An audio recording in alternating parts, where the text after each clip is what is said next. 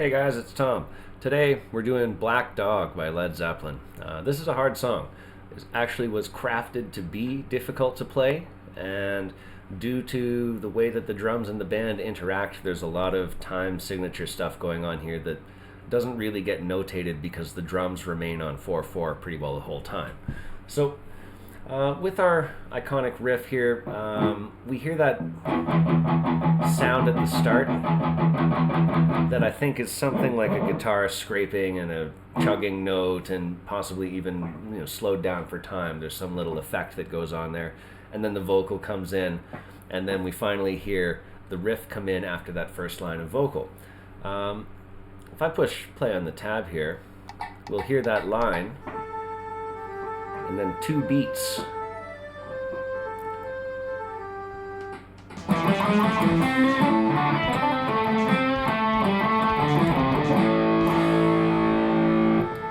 So we allow the note to just ring out, 1, 2. And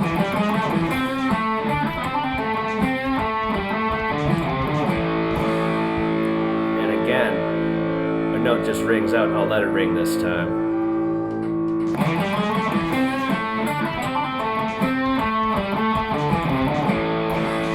Now, before we move on to the next part, let's do a little talk about what's going on in this riff. So I'd mentioned that we hear two beats from the drums before we kick in the riff. The actual timing is that we count those two beats, and then our first riff is on the and of beat 2. So we'd be 1 and 2. But we can also think of it as 1, 2, where we just play after beat 2 has been articulated by the drum. So our riff starts 3/8 notes in to the bar, which means we got 5/8 notes technically of pickup before we hit our emphasized strong beat note here on string G. Another thing, you may have noticed this when I was playing it a second ago, this 9th fret here on the 3rd string is the exact same pitch as the 5th fret on the B string. They're both E's. And none of the tabs seem to show that note, but it's honestly a million times easier to play the exact same thing.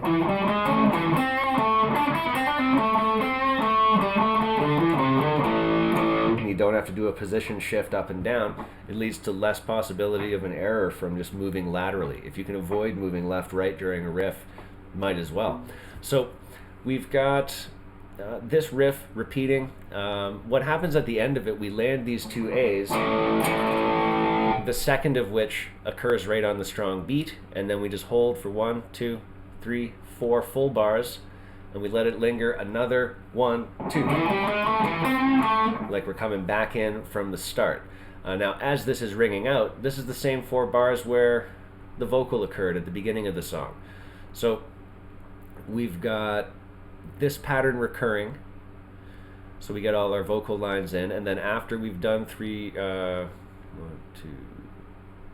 lines of vocals, we come up to the transition into the pre-chorus. And what happens is we take the first 7 notes of the riff and we play them a 5th lower. We play them on a lower string.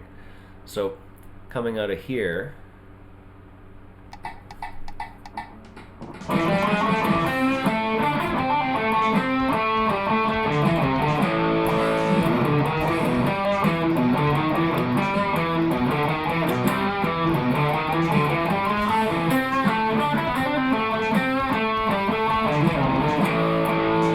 so we have what at first appears to be just the regular riff moved up, playing on the big string, but something's going on here. Remember I mentioned about time signature changes in this song that don't really get reflected due to how the drums are played? When we hit this riff, Bonham just continues playing 4/4 on the drums, just playing the strong beat without changing the length of his bars. But the riff has now become short. We're basically in a 9/8 phrase here. Or the riff has become long, sorry. We're in a 9/8 phrase. And what this causes, that extra 8th note on top of the 8/8 notes we would expect, is going to push this riff 1/8 note later in the bar every time that it happens. let me see it again here. So we go from starting on the and of 2 to starting on beat 3 itself to the and of 3 to starting on beat 4. And when we do this beat 4, they cut the riff short again, just down to 5 notes. And this allows us to link back up to the main riff that starts here inconspicuously in the middle of bar 29. There's our main riff beginning again, and sure enough, it's on the and of 2. So basically the guitar riff and the bass riff float over the 4/4 timing, and it sounds, in this area here, it sounds like it's getting a little bit out of sync, but then all of a sudden, out of nowhere, the whole band turns on a dime and returns to the main riff just on time, on the right note. Nobody's early or late, and so that creates this cool effect of what Zeppelin described as a stomp groove, which I like that term, but I don't really understand exactly what they mean by stomp groove, but it's a cool groove. It's a moving riff that makes the drums feel out of phase, and as soon as you start to think, is this right, it kicks around and shows you exactly that it was right and it was planned all the time. So, complexity on a Led Zeppelin song. This is no surprise, but this is one of those ones. Another little point I want to make, this 7th fret note here, I like to play it as the 5th fret on, as a D note, 5th fret on A. I've seen it tabbed like that in other transcriptions. This one happens to have it here. It still would be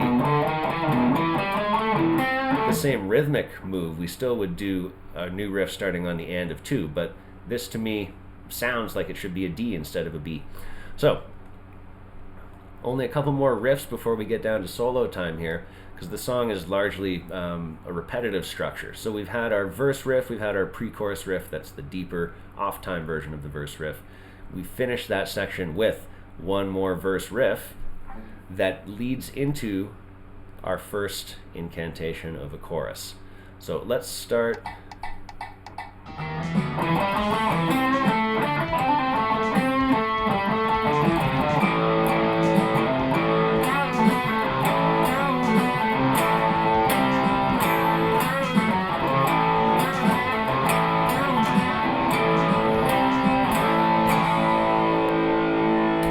We've got another big kind of powerful classic rock move here. So we had our dun dun at the end of the riff. Instead of allowing it to ring for a long time, we've got another riff that starts on the end of 2.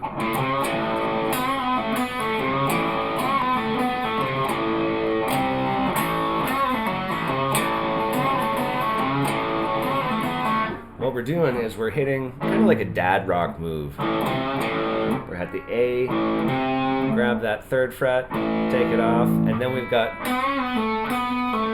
this guy here. We got to bend that 4th fret up a whole step, bring it back within the 8th note, and pull off to the 2. We could, if we wanted to get stinky with it, we could put 16th note notation in here with the bend, but it's commonly thought of as you just split that 8th note in half. And then ends with a C and an A closing the phrase. And we also get this little alternation after the C and A, where the last 2 notes of that bend move are shifted down to this string.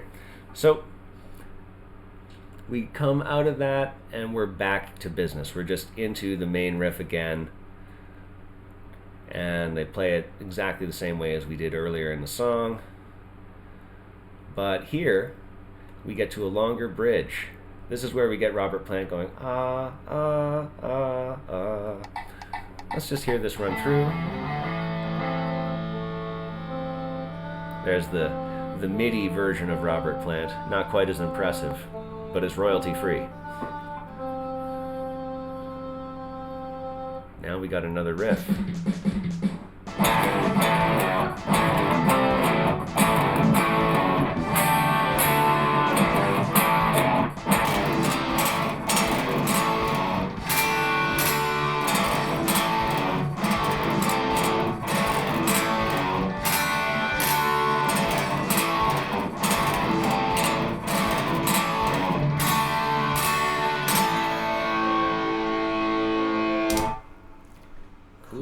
riff again. So I kind of think of this as chorus number 2. They've labeled it the bridge. Let's call it the bridge. I think that actually is better. This one, we've got our riff picking up on the and of 4.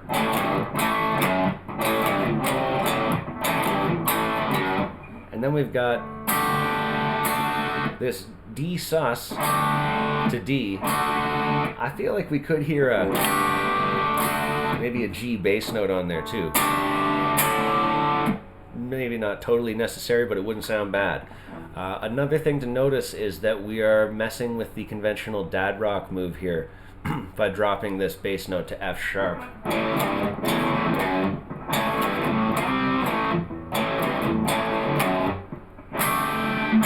It's a subtle change, but it is there in the song and it makes a difference. Speaking of subtleties, a lot of times we'll see this D sus just simplified to a plain old G, which doesn't sound bad, but isn't exactly like we hear on the record. So little differences. Sometimes they don't affect, the audience's perception of the song, but I tell you, I played in a Led Zeppelin tribute band, and that was the only gig I ever played where people would come up and pick apart my guitar playing after the show, and they'd be like, "Oh, excuse me, in the third measure of the opening licks of Over the Hills and Far Away, you neglected to pull off from the G string," and my eyes would just roll. It's like, you get up there and do it, buddy. So we've finished our bridge riff. This riff is going to come back as the backing to the solo, and I think we're going to be at solo time pretty soon here, because I believe this is all the riffs. Yeah, we're back in the verse, we're back in the pre-chorus, where we drop it down a fifth and go to weird time. We're back in the regular chorus with our bendy move. We got verse 4, the final verse. We've got another part here from Mr. Plant. And here we got the first legitimate time signature change in the thing. They drop an extra beat into this bar leading into the solo. There's 5/4. Probably just as a matter of doing a drum fill that Bonzo thought was cool. And then it drops into this solo. Now we're going to speed train the solo. Let me tell you, this is a really hard Jimmy Page solo. Not necessarily because it's fast, but because the phrasing here is very, very adventurous. It's esoteric. It's a little bit off kilter, like everything in this song.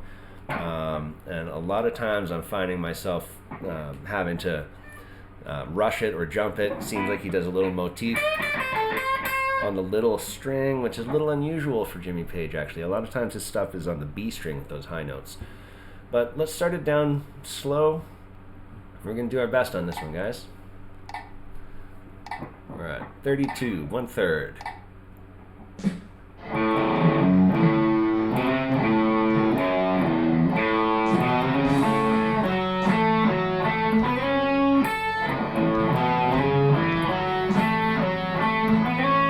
We're on the major pentatonic scale.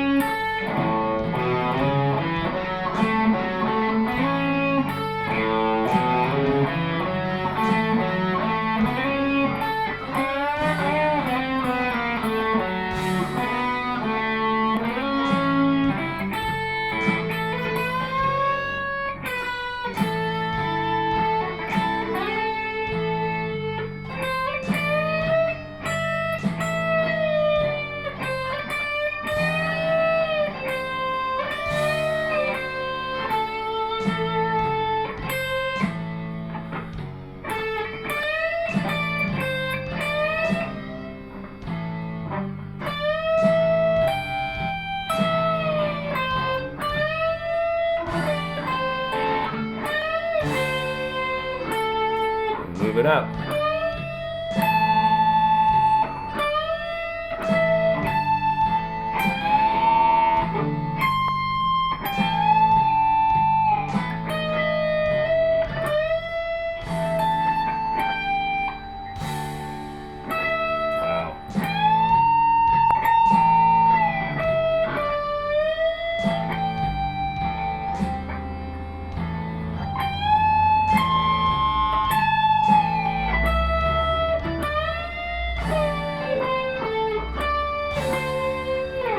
Back.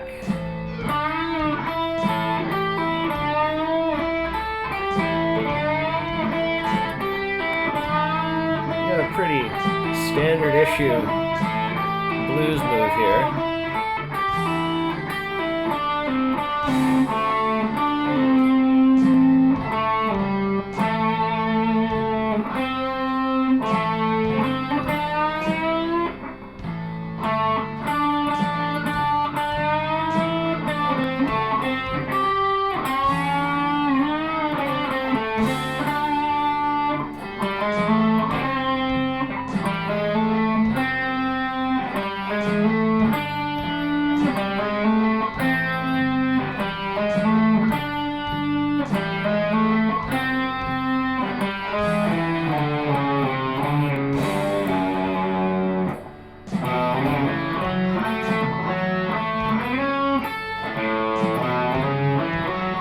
Back to this major pentatonic stuff.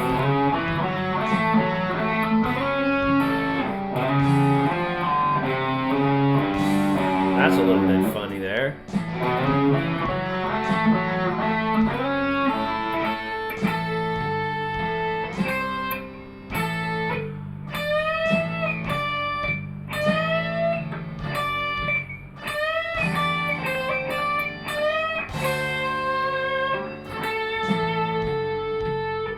Here's the big band.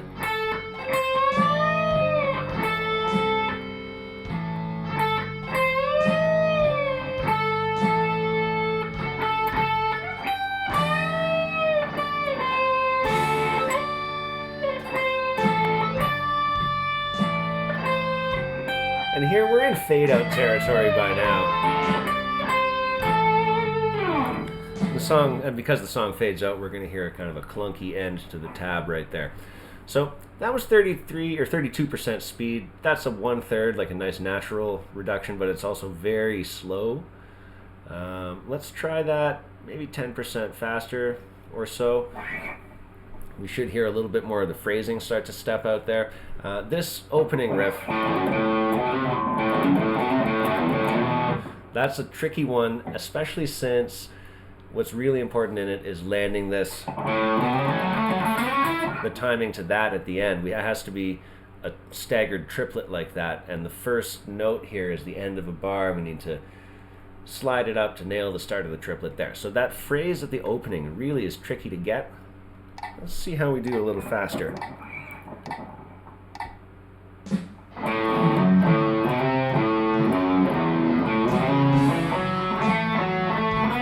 Not bad.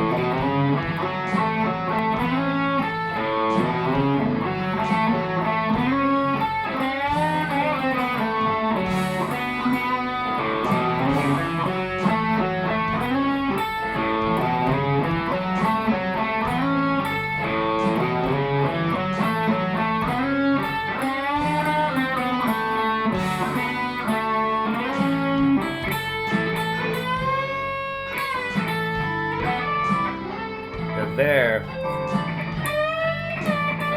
I'm going to check that after the run, because it's a scroll spot on the screen. I never know it's coming.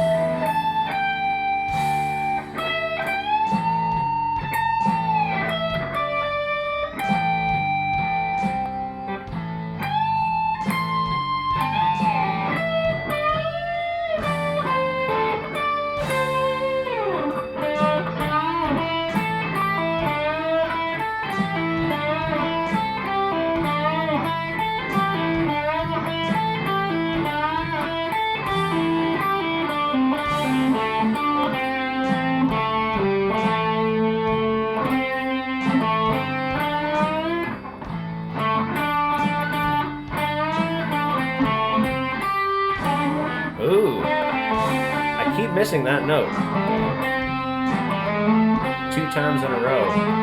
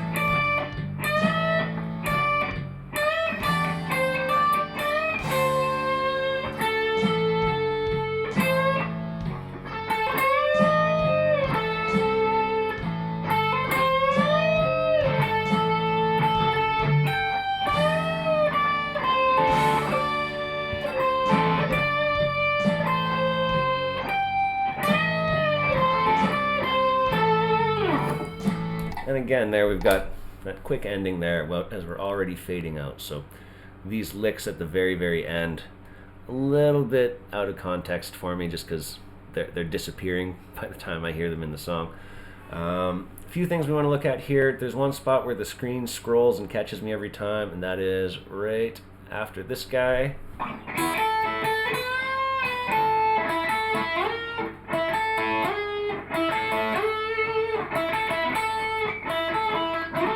Okay, so that's an A and that's an A, but we're moving up the neck.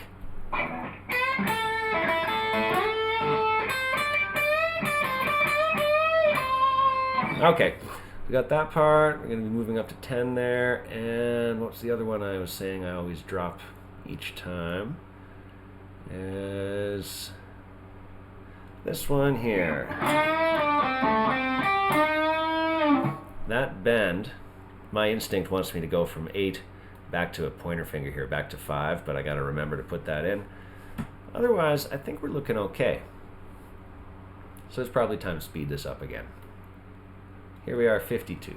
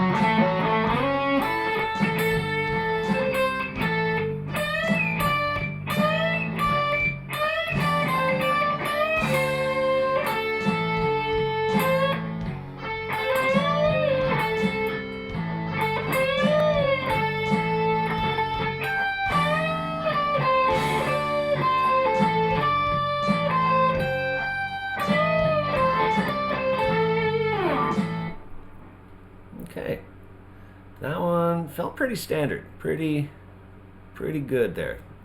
Not a lot of spots where I felt I was falling behind. We're gonna go up to, let's make it 66, a nice even 2/3.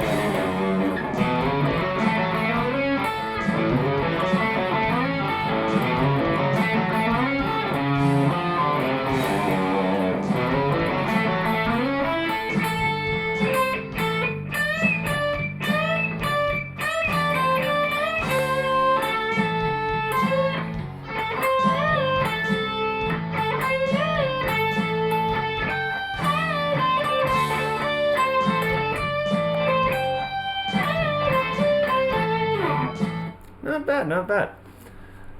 Definitely, I mean, I feel the benefit of the speed training. I don't know about you guys. Let's go try that 75. How about?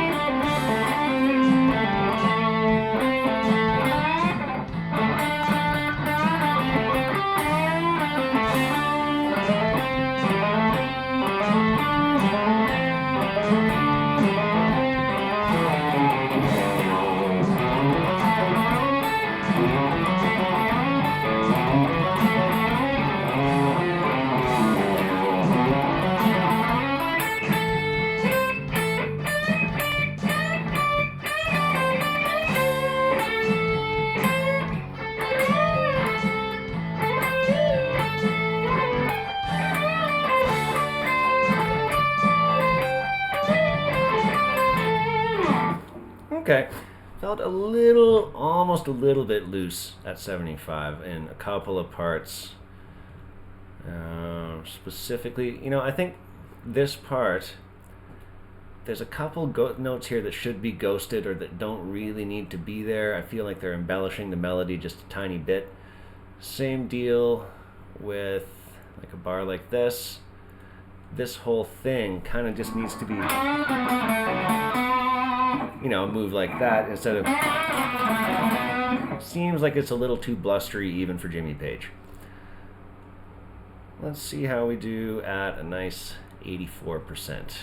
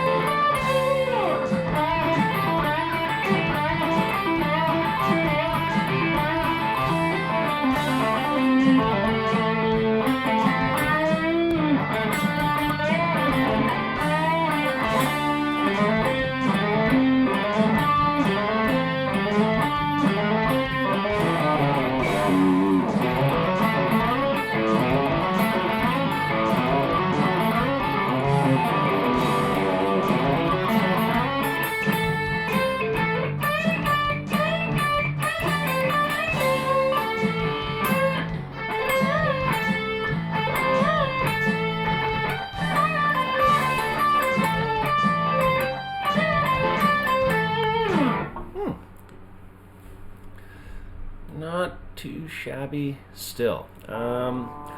Little point of order, just one move I noticed in here sounds really cool if we do it right, and that is this thing right here. We want to hold that 19 bend and get all those. That sounds really nice over the combined chords. I just noticed that little thing as we were going through this time. Alright dudes, we're going to try this, and dudettes. We're going to try this at 92, and then maybe we'll take a jump at the top.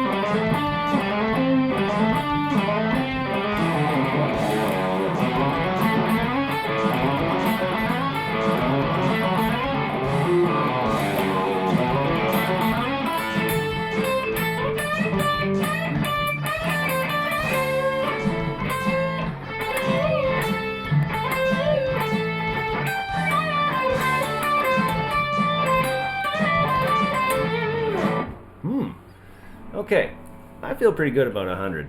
Let's just see how we do. Whoops, that's play. We want speed. And then we want the solo. There it is. Okay, here we go, guys.